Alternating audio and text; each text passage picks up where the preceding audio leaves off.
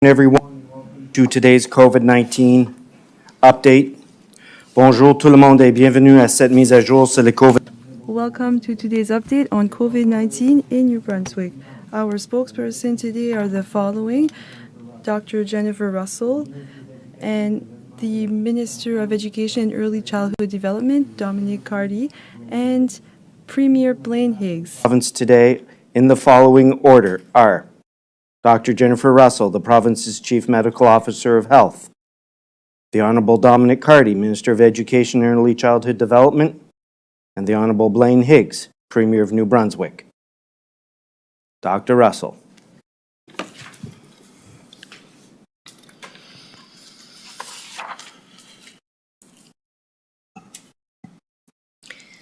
Bon après-midi à toutes et à tous. Good afternoon, everyone. Comme bien d'autres provinces, Like many other Canadian provinces, New Brunswick is experiencing a spike in new COVID-19 infections. Public Health has announced 120 new cases over the weekend. We also have 11 New Brunswickers in hospital, including 9 under intensive care. That's more than we have seen in many months. provinces, New Brunswick is experiencing a spike in new COVID-19 infections. Over the weekend, Public Health has confirmed 122 new cases. We also have 11 New Brunswickers in hospital, including 9 under intensive care. That's more than we have seen in many months. Today, we have 229 active cases of COVID-19 in New Brunswick in every corner of the province. Again, it has been many months since we have seen this number of active cases. But this fourth wave of infection is different than what we saw during the third wave last winter and spring. Il y a présentement une épidémie. We are experiencing an epidemic among the unvaccinated, those who have chosen to remain unvaccinated, as well as those not yet eligible for a vaccine. Des nouvelles infections sont des The vast majority of new infections are happening among those who are not yet fully protected against the COVID-19 virus. Adults who are not fully vaccinated are catching the virus and passing it on to others. vaccinated, those who have chosen to remain unvaccinated, as well as those not eligible for vaccine. The vast majority of new infections are happening among those who are not yet fully protected against the COVID-19 virus. Adults who are not fully vaccinated are catching the virus and passing it on to others. When young children are infected, it is most often due to contact with a family member or a household member who is not vaccinated. And I say this without malice or without judgment, but this is what we're seeing in terms of transmission. So I'm not casting blame on anyone. There are many, many reasons and factors involved in people's approach to vaccination, but here are the facts. If you are not vaccinated, you are risking your health and the well-being, your health and well-being in this ongoing pandemic. You are also putting at risk the health of our children and their ability to stay in school. Obviously, when there are outbreaks in schools, then that affects their learning, as well as other vulnerable New Brunswickers, including our ability to continue to offer healthcare services with respect to ICU services if the numbers are to get too high. Vous mettez également en danger la santé de nos You're also putting at risk the health of our children as well as other vulnerable New Brunswickers. We have the means to bring this surge under control, which were not widely available during the third wave of COVID-19. surge under control, which were not widely available during the third wave of COVID-19. We have safe, effective, and proven vaccines which limit the worst effects of this disease. We know that about 95% of people who are fully vaccinated will not suffer severe effects and will not require hospitalization. These vaccines are free and available to everyone in every community across the province, and we need every New Brunswicker to get vaccinated. It's not too late. We are still vaccinating people every single day, including first doses. In fact, my son was taking one of his friends today to get vaccinated with his first dose. So every adult, everybody who's eligible to get vaccinated should be vaccinated.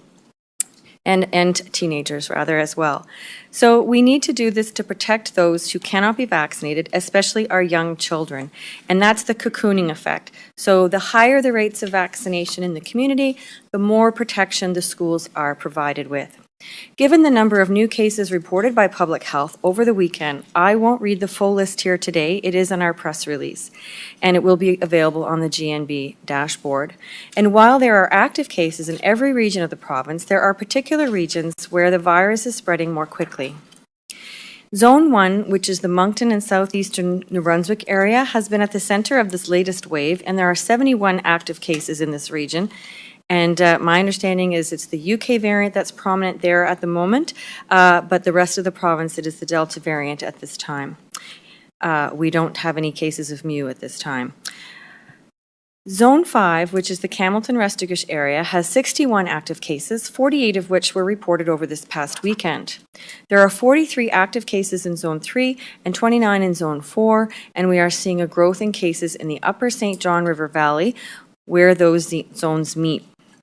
There are also 13 active cases in the Miramichi zone, 8 in the Bathurst-Acadian Peninsula area, and 2 in the St. John zone. Public Health is very concerned, as am I, with the outbreak at the Harvest House shelter in Moncton. We did have meetings over the weekend about this particular outbreak. There are now 24 active cases at this facility, and a second round of testing will take place today. My understanding is the prompt team has been working really closely with that organization, and it's going as well as it absolutely can right now, so that is encouraging. Il y a présentement 24 cas. There are now 24 active cases at this facility, and a second round of testing will take place today. Number of cases reported among school children across the province. And obviously, as a parent, I have children, and in fact, one of their schools was affected today, and so I can understand what kind of angst and anxiety that can cause. So we want to make sure that we give clear direction and that everybody understands what is going on in each of these situations. And Minister Carty will have more to say on the measures being taken to protect students and staff. It is important to note that at this point, these infections happened prior to the start of the school year. And given the incubation period of the virus, which can be up to 2 weeks, cases we are seeing among New Brunswickers today started before Labor Day. In terms of that transmission, we still have yet to see any student-to-student transmission within the school setting. Our contact tracing shows that many of these infections occurred because children were in contact with a family member or a household member that was not fully vaccinated. New Brunswick has had so much success dealing with COVID-19 over the last 18 months. I'm very, very proud of the work that all New Brunswickers have done up until this point in time. We have worked so hard to get our province to the green phase, and we really cherish the freedoms that has brought us. But now we are facing this new challenge, and it is one that we can overcome, and I say that with confidence because we've done it before. So if you are vaccinated, please continue to take the common sense precautions that will slow the spread of the virus. We are still encouraging that it is your choice to wear a mask in certain situations. Obviously, in the school outbreaks, there will be some messages that differ. And obviously, hand hygiene, physical distancing, these are all things that you can still continue to do. If you are not vaccinated, please don't wait and book your appointment today. Chaque personne qui peut recevoir le vaccin doit se faire immuniser. We need every single person who can get vaccinated to do this. It's how we will protect those who can't yet be vaccinated.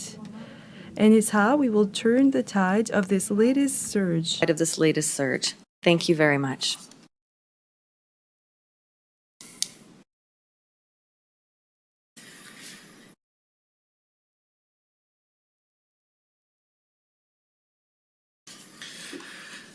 Good afternoon, everyone. Bon après-midi, bienvenue.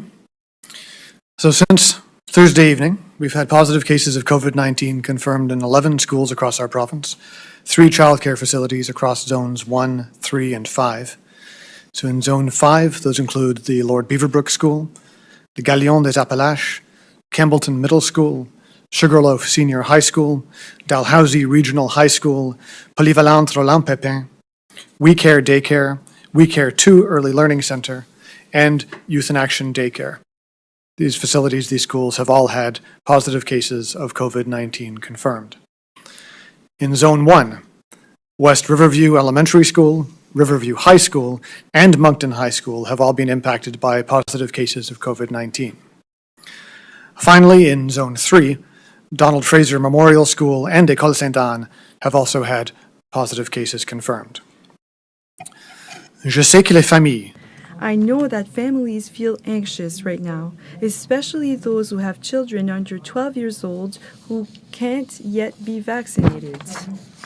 We knew that there would be cases in schools over the next year, and this is why we will continue to follow our outbreak management plans. Last year, these processes allowed our students to learn throughout the year with minimal learning disruptions, a limited number of cases in school, and very few transmissions in schools. Public Health have advised that most of the impacts we've seen on schools throughout the past few days are the results of activities within the larger community over the Labor Day long weekend. Like last year, what is currently happening in schools is a reflection of the situation in our communities. And that's why it is so important with safe and effective vaccines available for everyone who is eligible to get vaccinated as soon as possible, to listen to public health advice, and to make informed and responsible decisions about how you can help to reduce the spread of COVID-19 in your community. We've also always said that when it comes to our plans to manage COVID-19 in our schools, that we're going to be flexible and adapt them as needed to respond to new information and evolving situations. So we've been working closely with public health over the course of the weekend to adapt our guidelines based on this evolving situation, and we're going to continue to do that throughout the coming year. So based on our conversations with public health, effective tomorrow, students of all ages in all schools across New Brunswick must wear a mask in school and while on school buses. Masks may be removed when students are eating, drinking, or engaged in sports or physical education. These measures are going to be in place for the next 2 weeks at all schools across the province and then reassessed by the week of September 27th. We're also adding layers of protection to schools and childcare facilities in the Campbellton and Dalhousie region that, as we can see, has been particularly hard hit by this recent outbreak. And those rules are going to apply to the following schools, regardless of whether a case has been confirmed at that school. At Polyvalente Roland-Pepin, L.E. Rainsborough School, Le Galion des Appalaches, Lord Beaverbrook Elementary School, La Mosaïque du Nord, Campbellton Middle School, the École Communautaire Académie Notre-Dame, Dalhousie Regional High School, École aux 80, and Sugarloaf Senior High School. For the next 2 weeks, students will wear masks throughout the day in both common areas and within the classroom. Schools will do all they can to reduce the amount of contact between groups of students in different classrooms. And schools will not start any interscholastic, extracurricular, or intramural activities that are not already underway in those schools. Teachers who are fully vaccinated will be able to remove their masks in the classroom for instructional purposes. Et les mêmes mesures s'appliqueront. Those same measures will apply to the region daycares, those who welcome students from the 10 schools that were already mentioned, and the staff that is not fully vaccinated will need to wear masks throughout the day. We are also encouraging daycares to get in touch with their local Chamber of Commerce to take part in rapid test programs that are for small and medium-sized businesses. Public Health to monitor the situation closely in the coming weeks and keep families informed. And I again urge anyone who is eligible to get fully vaccinated to help keep our kids healthy and safe, which helps to keep our communities healthy and safe. As we did last year, we're going to be keeping our families informed of impacts on schools and while meeting government's obligations under the Personal Health Information and Privacy and Access Act. S'il y a un cas positif ou une exposition possible, If a positive case or a possible exposure is confirmed in a school or a daycare, families and the school community will be directly informed. If not, no news is good news. After the detection of a case that has impacts on students, students will stay at home and school will transition to learning from home. If not, they will take an operational day to allow for contact tracing.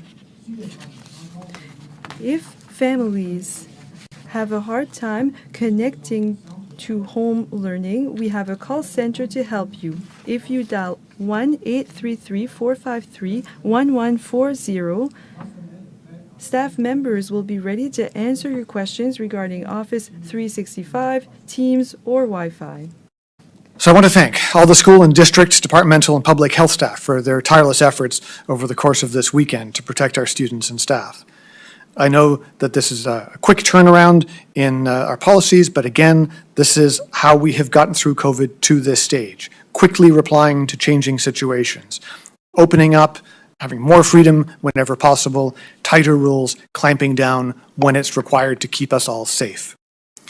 All of those folks are doing their best and doing amazing work to keep our schools healthy and safe while minimizing the impacts on learning, because of course we have to remember that learning and keeping our schools open is the whole point of the public education system. And so we want our students to be able to maintain their routines and ensure that their physical and mental and social needs are met, as well as the health requirements that are all at the top of our minds. So I'll be here to keep you informed in the coming weeks, along with the Premier, Dr. Russell, and others. And until then, please get vaccinated. Dr. Russell is kind in saying she does not judge. At some point, we have to call this pandemic what it is, a pandemic of the unvaccinated, spread by the unvaccinated to innocent others who have done their part. There's a tiny number of people who cannot get vaccinated. For everyone else, please step up for your province, for your family, and for yourselves. Merci beaucoup. Thank you.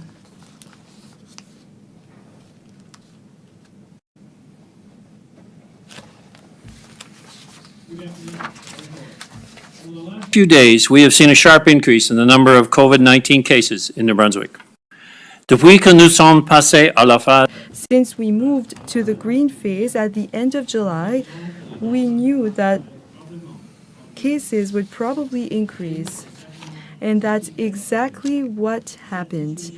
This situation is not totally unexpected. The number of cases was relatively constant so far until today. COVID-19, while ensuring we have capacity in our hospitals. And until now, that has not been a serious concern. Over the weekend, the number of hospitalizations rose. There are now 11 New Brunswickers in a hospital, with 9 in ICU. Since July 1st, there have been 698 confirmed cases of COVID-19 in New Brunswick. Of those, 613, or 88%, were people who were not fully vaccinated. While we are able to address the current level of hospitalizations, we do not want to wait until we reach a critical state to introduce changes.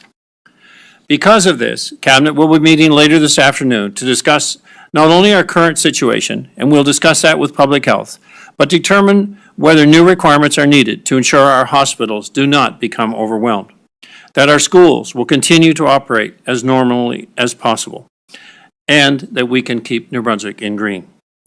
I expect to be able to tell you more about any decisions that are made on Wednesday of this week.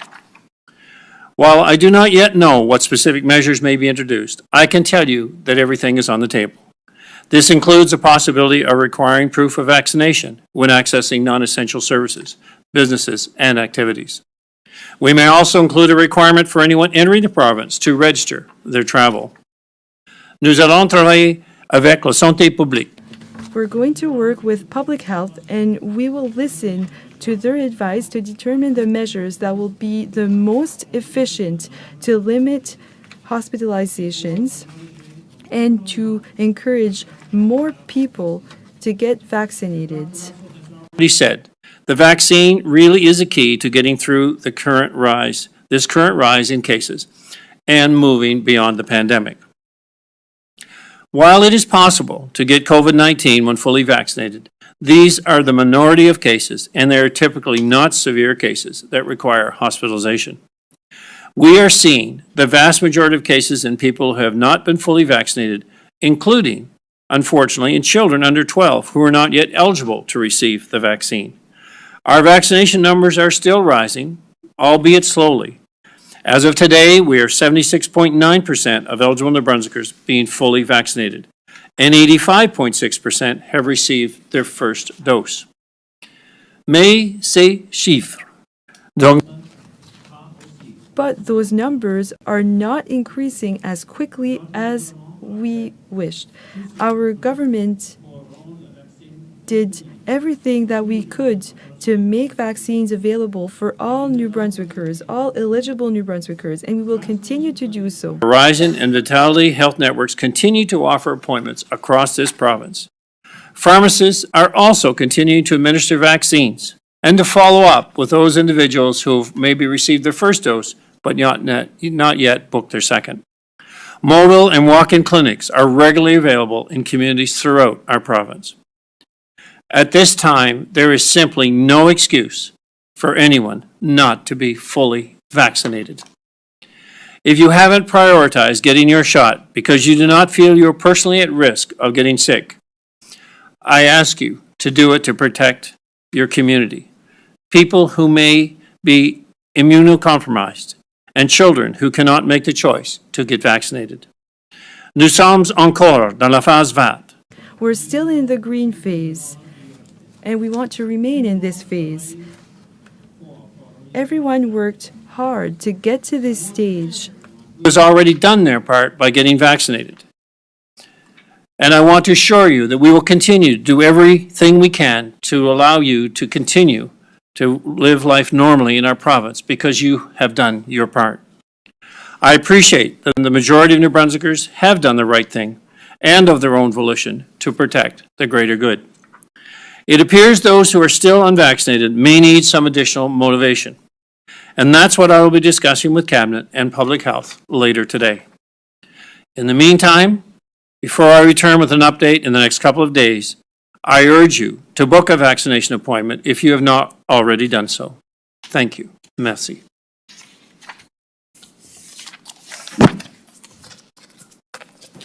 Thank you. Thank you, Premier, Minister Cardy, Dr. Russell. Merci beaucoup, Monsieur le Premier ministre, Ministre Cardy et Dr. Russell. Nous allons maintenant procéder aux questions des... We will now move to reporters' questions. You have the right to ask your question in the language of your choice. Every reporter can ask one question, and please make sure that you put your mics on mute. Members of the media, each reporter will have one question. You have the right to pose your question in the official language of your choice. Please ensure your microphones are placed on mute. And we're going to start with Laura Brown. Premier, I'm wondering if you've spoken to your Atlantic counterparts at this point in time, or have you informed them of the situation in New Brunswick, or are you including them in the conversation about further restrictions? Well, certainly not. I haven't spoken to them in relation to this following weekend's results. We've reacted quickly to what we have learned over this past weekend. We had meetings internally yesterday and then planned for this release today. So I haven't had any conversation additionally with my colleagues. However, after a cabinet tonight and where we go in the next phase, I would anticipate there will be some conversation, especially if things change around the borders. At this point, I'm not sure what's going to happen there. But yeah, we have a good relationship with all other three premiers in Atlantic Canada, and we'll continue to keep informed of each other's activities. Thank you, Premier. Thank you, Ms. Brown. Travis Fortnum, Global TV. Hey, I'm not sure who wants to answer my question. Actually, Premier Higgs, this meeting today, the possible incentivization for people who are unvaccinated to get vaccinated, is this sort of a last stop before possibly reintroducing an emergency order? Well, I wouldn't go so far as to say we're at that stage at all. I mean, we said we'd be triggered by an increase in hospitalizations and not so much an increase in active counts, although this weekend was significant for sure. But the level of hospitalizations going up was always our trigger. So given that, the next phase is how do we avoid contact of the unvaccinated with the vaccinated or with people who can't be vaccinated, as we've talked about with schools. And there are ways to do that, which we've seen that's been acted in other provinces. And that involves looking at the vaccination identification and then allowing businesses to make a choice. And when businesses or functions at gatherings, to make a choice whether unvaccinated should attend. I think that is one of the considerations. I don't think we're at a point that an emergency order is back on the table at all, because we know the problem, we know the solution. We just have to get people to follow the solution and be part of it. And that's a different phase, a different situation than we had back certainly 18 months or 12 months ago. Thank you, Premier. Thank you, Mr. Fortnum. Andrew Waugh, Brunswick News. Yeah, hi. I'd like to get a breakdown of how many, children in the 12 and under category are among these new cases. And Minister Carty, when you say this is becoming, and Dr. Russell, when you say this is becoming a pandemic of the unvaccinated, what about these kids that can't get vaccinated? Are you lumping them in together? So if I can, Dr. Russell, if I could ask you perhaps to go through the numbers, because that's in your shop, and then I can handle the other part of the question.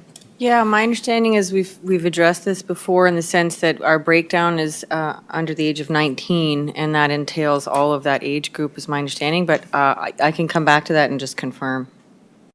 And in terms of the under 12s, they are included in the unvaccinated right now because they aren't even eligible. We talk about eligible numbers, though, which is where most of the stats that we're sharing publicly, that's about those who are eligible to get the shot. We do have those thousands of young people who aren't. There was good news over the last few days that Pfizer-BioNTech look like they're going to be getting approval for the 5 to 12 age group sometime in the next couple of weeks, which is fantastic news.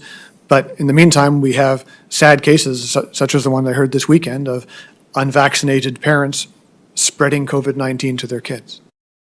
And it's this sort of horror that we have to do our best to avoid. And I would just ask everyone out there who's already had their shot, who maybe looks at the neighbor, the family member who's continuing to refuse to get their shot, go and talk to them. Push on this. This is our last chance to get through this without more damage, as the Premier was just talking about. We don't want to have to go back to emergency orders.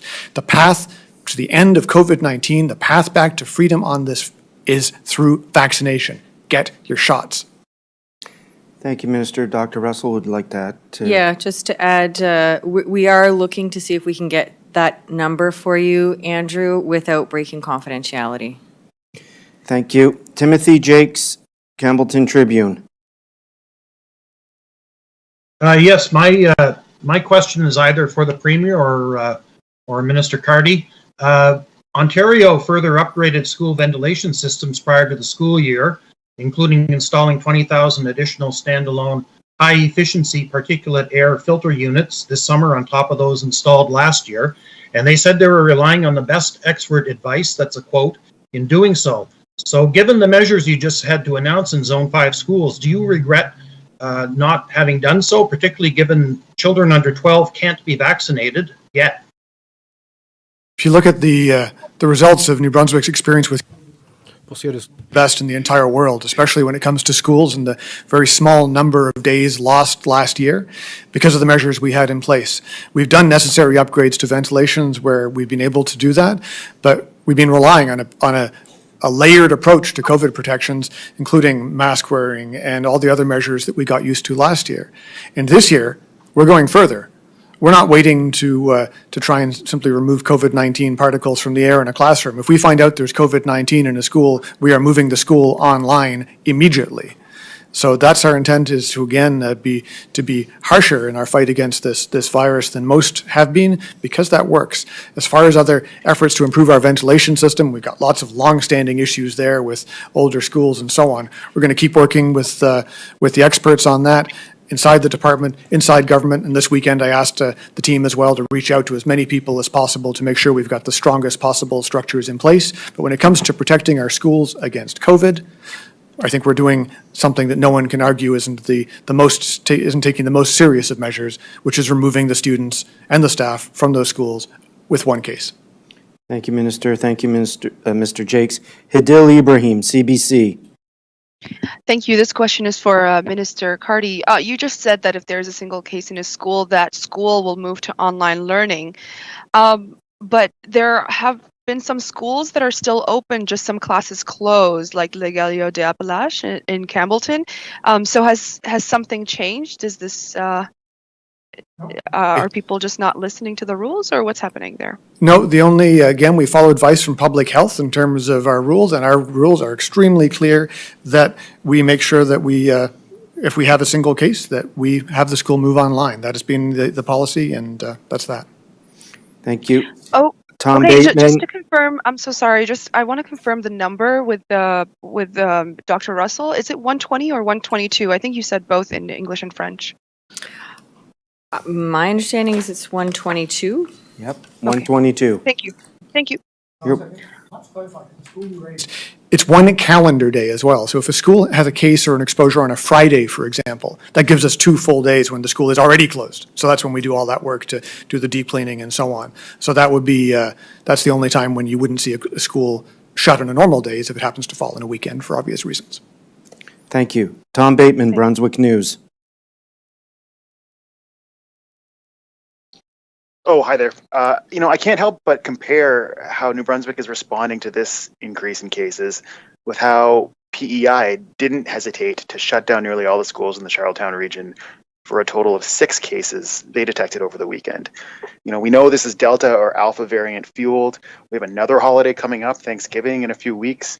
Why aren't we taking more widespread or serious measures today and not waiting until Wednesday at the earliest to tighten up? Thank you. Answer that question. Well, first off, Delta and Alpha are very, very different beasts. The Delta variant is the one that we've been afraid of seeing arrive in the province. It's here and it's spreading, and we're taking it very seriously. We're not just shutting down schools. We're shutting down schools immediately on one case, and we'll shut them down as long as public health tells us that there's a risk. Our flexible approach to this has been what allowed us last year to have dozens of schools experience single or 1 or 2 or 3 sometimes cases. But then we were able to push it back out again. And that's going to be the intent this year. And if we see that we need to do more, we will do more. I don't think this government has ever hesitated from taking radical action in the face of COVID-19, and we won't hesitate this year. Bateman, Sarah Derry, Radio-Canada.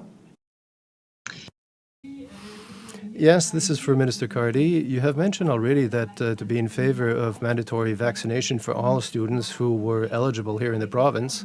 And with the cases in schools right now, would it be time now to put in place this measure now? I believe that my perspective on this is rather clear.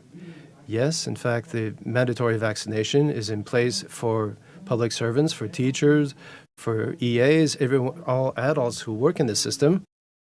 And it's also clear regarding for those between 12 and 19, they would still need to address the situation.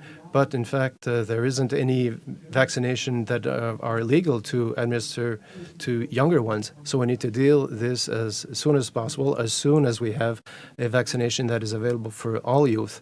And I can't wait to take part in discussions on that. Simon Delattre, l'Acadie Nouvelle.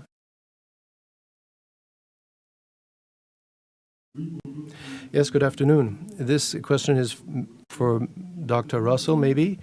I would like to know if the vaccination rate has gone up among civil servants, among healthcare workers, as well, since the mandatory vaccination, and also regarding the vaccination rates. I don't have the specific figures regarding the vaccination rates.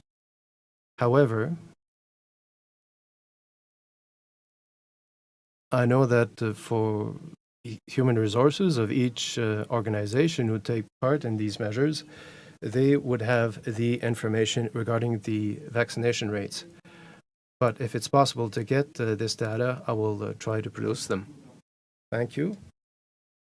Dr. David Coach, Brunswick News. Hi, for Dr. Russell, since I only have one question, I thought I'd just ask, could you provide some more information about the Harvest House outbreak, such as the vaccination rate of residents, if it's known, whether any of them are hospitalized now, whether any of them are in ICU, and what about the staff and employee breakdown? I guess in a general sense, all the work that's been done over the weekend has allowed things to progress in a positive way. So that I can say in terms of the updates I received over the course of the weekend and this morning were that all the work that needed to be done to protect the population in that particular place has been done, and they also did some testing at the other location that they were concerned about, House of the Nazarene, I believe it's called. So, and I do understand that the vaccination rates are low, but again, it is a population that is relatively transient. So early on, when we've tried to address that with vulnerable populations, it is something that is on our radar, and we continue to address that. I don't have the status of anybody with respect to requiring hospitalization or ICU admission. I'm not aware that any of them have been hospitalized, but I can get back to you with that information. Thank you. Vicky Hogarth, CHCO TV. Thank you, Bruce. Minister Carney, only 61% of New Brunswickers aged 12 to 19 have had both doses. Now that the more portable Moderna vaccine has been approved for kids over 12 and up, will you consider doing more pop-up vaccination clinics in high schools to get more students vaccinated? And also, with regards to their parents, the 20 to 40-year-old age group has a fairly low vaccination number too. So what measures do you think would convince more parents to get vaccinated at this point? Well, with the 12 to 19 age groups and those pop-up clinics and ideas like that, absolutely. We're working with public health to have as many opportunities as possible for folks in that age group. And then once we've got the younger kids open for vaccines as well, to make it as easy as possible for the students and for their families to get them vaccinated. And when it comes to the adults, yeah, I followed this file for many, many years, and I don't know the answer to that question. We've seen a year and a half of a pandemic ravaging the world and killing millions of people. We've seen clear evidence of the dangers of COVID-19. We've seen people in the news, journalists and others who spread misinformation about COVID themselves get sick and die from the disease, sometimes writing out their last note saying they wish they got vaccinated because they can no longer speak because they're on a ventilator. All I can do is ask them, beg them to look at the science, to remember that things that they see on the internet are not necessarily going to be the truth, and to look to try and see if they can find it within themselves to open their hearts and minds to the knowledge and expertise that people who have spent decades of their lives working to try and protect us have brought to this world with the vaccines, the science around it. And I'd ask them to do that. I think that's all we can do, because at this point, at some point, we have to say that there's going to be a response by the vaccinated, by the enormous majority who've done the right thing, and that there's going to be a decline in tolerance for those who, for whatever reasons, endanger the lives of the people around them. And that's about where I am right now. Dr. Russell, you'd like to add something? Yeah, just with respect to vaccinations in schools, the RHAs are actually beginning some of those this weekend, and clinics are being set up in all zones by public health. Thank you. Tim Roselle, Global TV. Thank you, Bruce. My question is for Dr. Russell. Dr. Russell, you said before that influenza cases in the province were basically non-existent or all but eliminated last year because of the pandemic and the restrictions that were in place and all of the cleaning, the enhanced cleaning protocols and things like that. But I was just wondering if you could characterize what public health is thinking about the prospect of having an active flu season this year as COVID-19 numbers continue to climb, and is the healthcare system in the province prepared for that? Well, the first thing about this year's flu season is we will carry on with our regular vaccination rollout for flu. That has been very effective.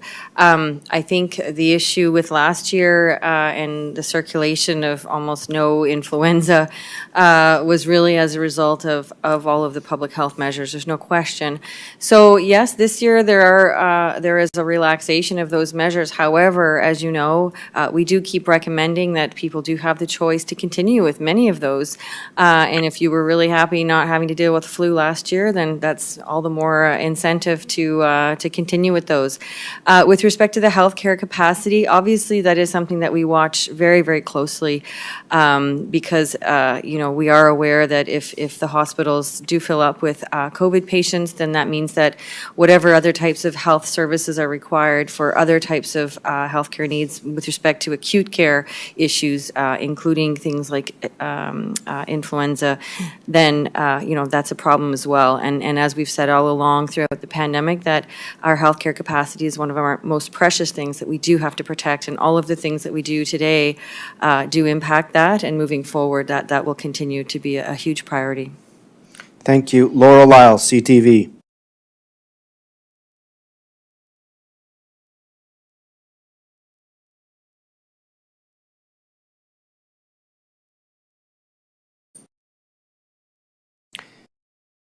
As we wait for Laura, I'll go to Derek Haggett, Brunswick News.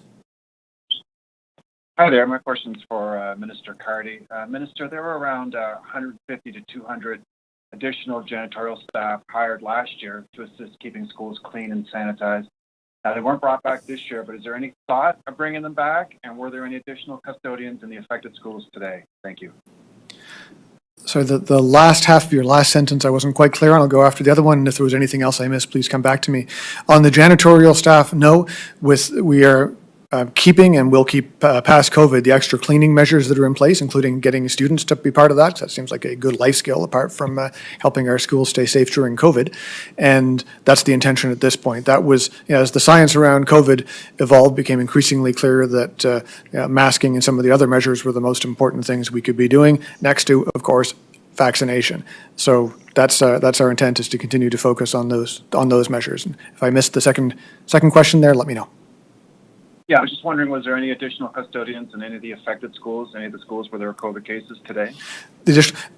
We'll be doing the deep cleaning, but that was not one that we hadn't been particularly using the extra staff for that. So that's something we just do anyway from time to time, regardless, during flu seasons and others. So this year we'll be doing it for COVID. Thank you. Laura Lyle, CTV. Hi, can you hear me okay? Perfectly. So this question is for Dr. Russell. Dr. Russell, I'm wondering if you can tell me, of the active cases that we now have in the province, how many cases are of the Delta variant, how many are circulating in New Brunswick, and how many cases are the UK strain?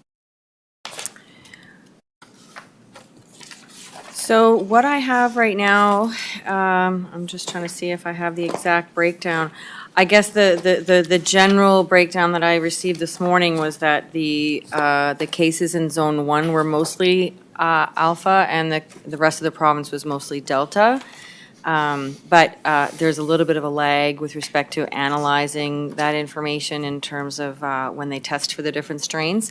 So, but as we get more information on the strains, we do make sure that the public is made aware.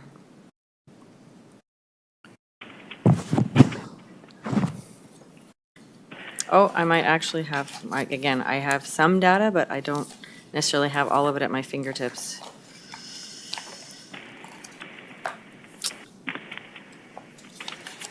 Oh, sorry, here it is. So I don't have the breakdown of the variants with respect to the active cases currently, other than what I've just told you in a general sense. But what I can tell you is that of all of the 1,058 cases to date, which had been confirmed as a variant of concern, 577 of them were Alpha, 87 were South African, and 22 were the Gamma variant, and 372 were the Delta variant. Thank you. Mia Urquhart, CBC. My question is for Dr. Russell. How many of the 11 people in hospital are fully vaccinated, so longer than 2 weeks before infection?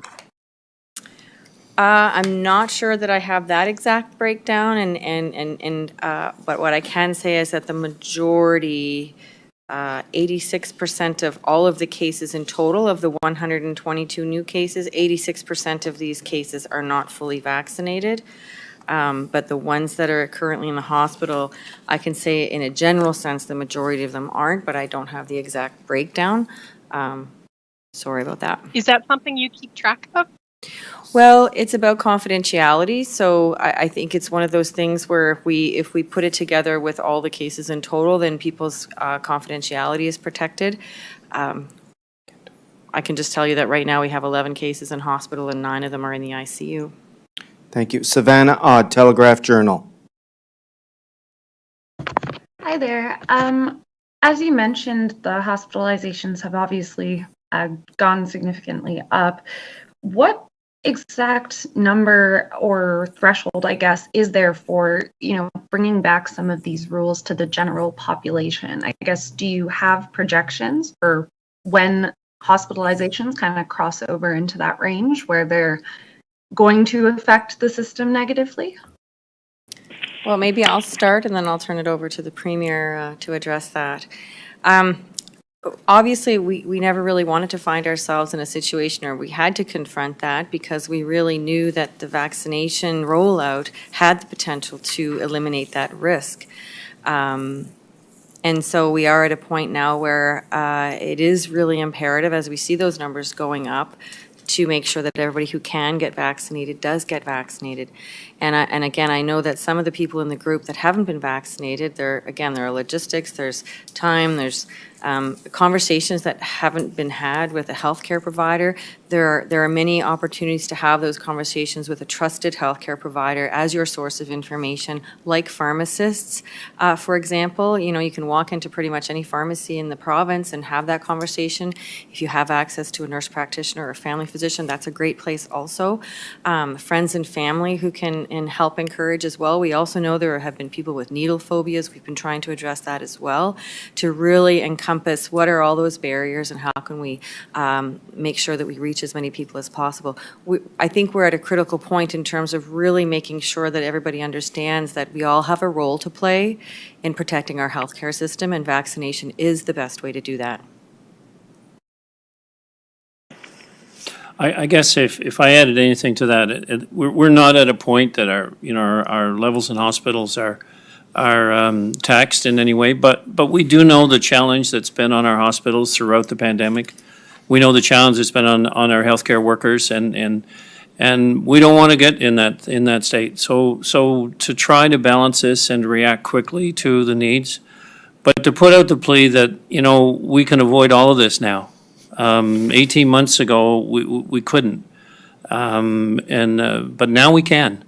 And so it's a case of, a lot of people have worked really hard to get us to where we are at this point. And let's not lose it now. Let's not say, oh, well, I don't need to do anything. It won't affect me. What we're seeing is for all of you that said it wouldn't affect you and you weren't vaccinated, you are at risk. But as equally to that, you're risking others.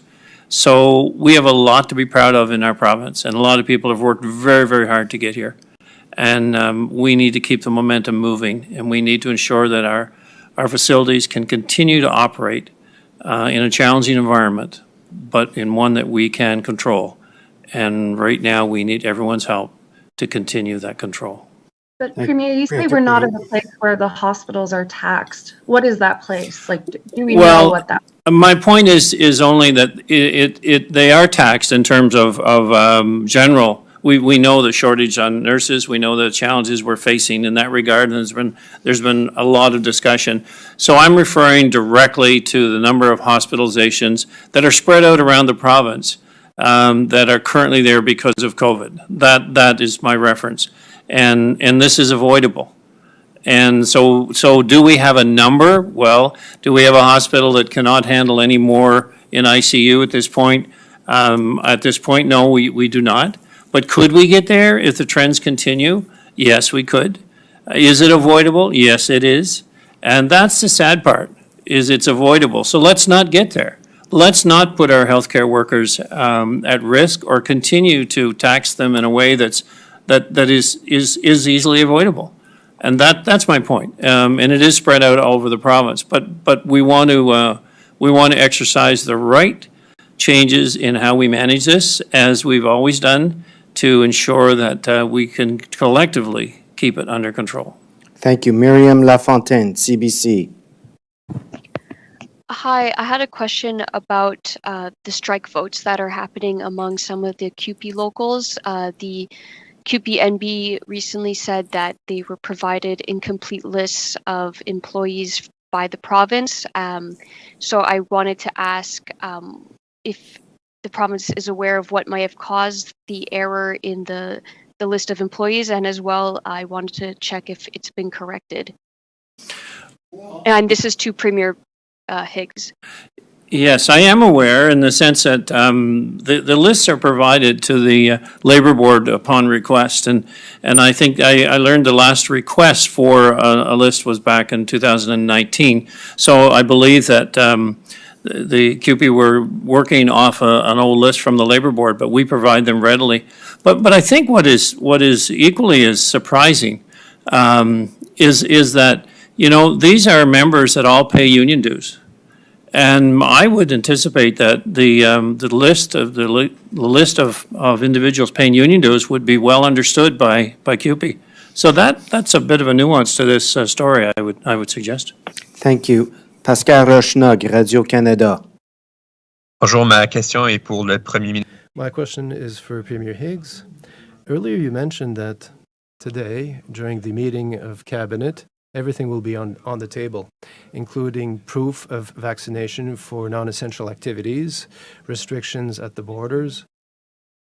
So wearing the mask, the mandatory mask wearing inside, is that still on the table? Will you discuss this when you meet at Cabinet? Discussions on all issues when we meet at Cabinet and look at the current information from public health and what we're seeing across the province and what mitigation steps we should take to go forward. So yes, everything will be discussed. That's certainly we don't want to rule anything out, but I do want to emphasize that, you know, it is important that we respect those that have almost 77% now that have got fully vaccinated. 87 at a first dose, which we assume we would expect that they would get vaccinated sooner for their second dose. And but all items will be discussed as part of our cabinet meetings. That's why we look at all the facts and then decide from there the best steps for our current situation. Merci, Monsieur Rochnog. Jean-François Boisvert, l'Acadie Nouvelle. Oui, cette question s'adresserait soit à Madame. My question is for either Minister Cardy or Madame Russell. I would like to know, in fact, we're surprised by how the situation has evolved very, very rapidly, the number of cases in the school system. Are we surprised with this? Were we ready for such a quick outbreak soon at the beginning of the school year? I'll start. Maybe Minister Cardy can continue. So the planning that we did over the last week and month for going back to school, we took into consideration the following. There are always things that can change with the pandemic, and we knew that if something would change, we could evolve along the way as well with the various approaches that we can implement.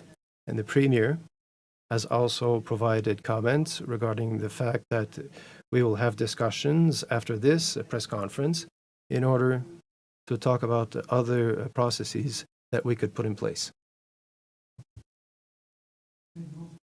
In fact, no, it's not a surprise. We know that the virus, the Delta variant, can be transmitted very quickly, from one case to several cases over just a few days. So this is why we have all these various plans in place. And this is why we need to act quickly and make changes quickly, depending on the circumstance. Like I mentioned in my speech, it's very clear that most cases that we see in schools right now were caused by interactions during the long weekend before going back to school last week.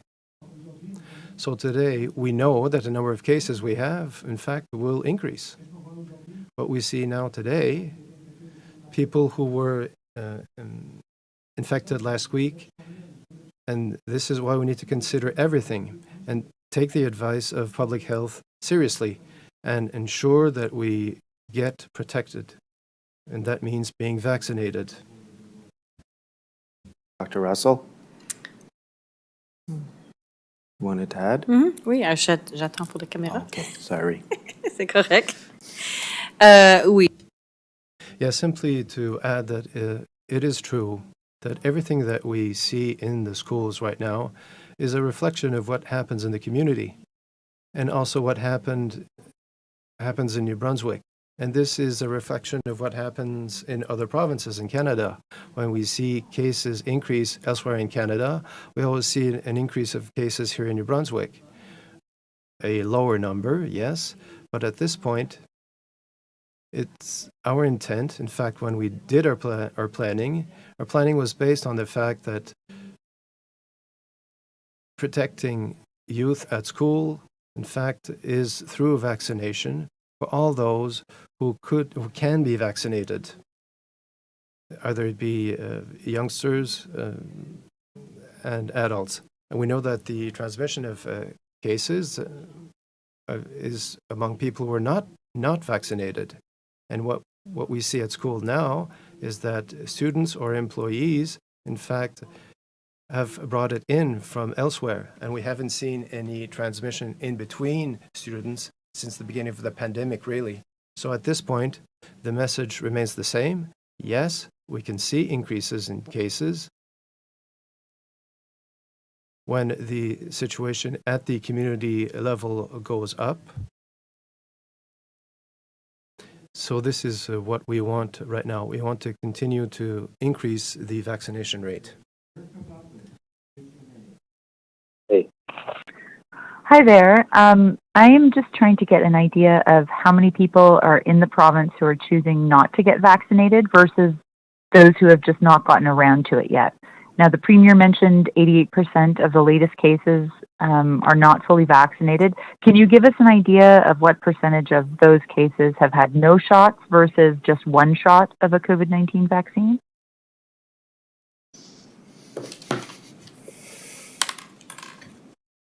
Well, if I understand the question properly, so we've got 12% of our population right now that do not have any vaccine of any kind. And so run around 77% of a double vaccine. So about 23% that aren't fully vaccinated. So we have currently, 12% of our population that do not have any vaccines of any kind. I'm showing. Sorry, just to clarify my question, I'm talking about the percentage of the current cases. So you mentioned that out of the current cases, 88% are not fully vaccinated. I'm wondering if we can get a breakdown on that. Well, in the case of current cases, so we're running 80 to 90% that are not fully vaccinated. And if you had to look at that in terms of how many are not vaccinated at all, it would be running in the 70 to 80% range, even higher, that are not vaccinated at all. Thank you. Okay, thanks.